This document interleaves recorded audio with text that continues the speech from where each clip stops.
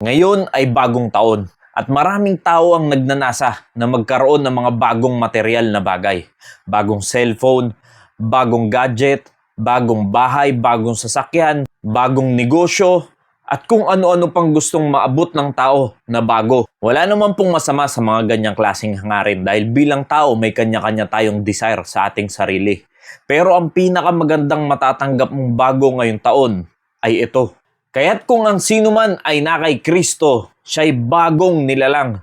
Ang mga dating bagay ay nagsilipas na, narito, siya'y pawang naging mga bago. Sa mga taong wala pa sa Panginoong Hesukristo, bago natin asamin ang mga material na bagay dito sa mundong ito, ay dapat mas una muna nating hanapin ang kalooban ng Panginoon sa atin. At ang isa sa kalooban ng Diyos sa atin ay ang bawat tao ay malaman ang kaligtasan. Totoo, bilang tao napakarami nating minimithi at inaasam sa mundong ito. Pero bago natin isipin ang mga bagay na yan, ay mas dapat nating maunawaan na ang pinaka-importante sa mundong ito ay ang kaligtasan. At yung maranasan mo na magkaroon ng kabaguhan sa iyong buhay, yung dating ikaw ay wala na. Bago pumasok ang taong 2025, napakaraming tradisyon na ginagawa ang tao.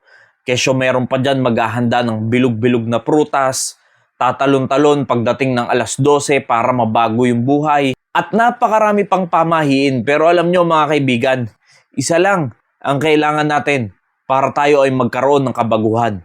Walang iba kundi ang Panginoong Hesukristo lamang. Ito po ang tatandaan natin mga kaibigan.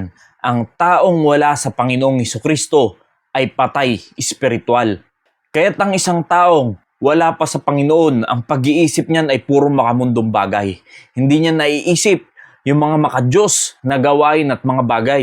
Kaya't ang kailangan natin ay manumbalik yung relasyon natin sa ating Diyos na naputol dahil sa kasalanan. Yung tayo ay maging bagong nilalang. Whereby are given unto us exceeding great and precious promises, that by this ye might be partakers of the divine nature, having escaped the corruption that is in the world through lust. Para tayo ay maging bagong nilalang, kailangan natin magkaroon ng divine nature upang tayo ay makalaban sa pita ng laman dito sa mundong ito. Kaya't kung tayo ay sasampalataya sa ating Panginoong Hesukristo ay makakabahagi tayo sa kabanalang nagmumula sa Diyos. At nalalaman natin na pag tayo ay sumampalataya sa Panginoong Hesukristo, tayo ngayon ay magiging anak na ng Diyos. And because ye are sons, God that sent forth the Spirit of His Son into your hearts, crying, Abba, Father. Yan na po yung time na pagdwell ng Holy Spirit sa atin. At ang banal na Spirito na po ang gagabay sa atin kung paano tayong lalakad sa mundong ito. Kaya't kung sino man ay na kay Kristo, siya ay bagong nilalang na. Yes, tayo ay nananatili pa rin sa mundong ito.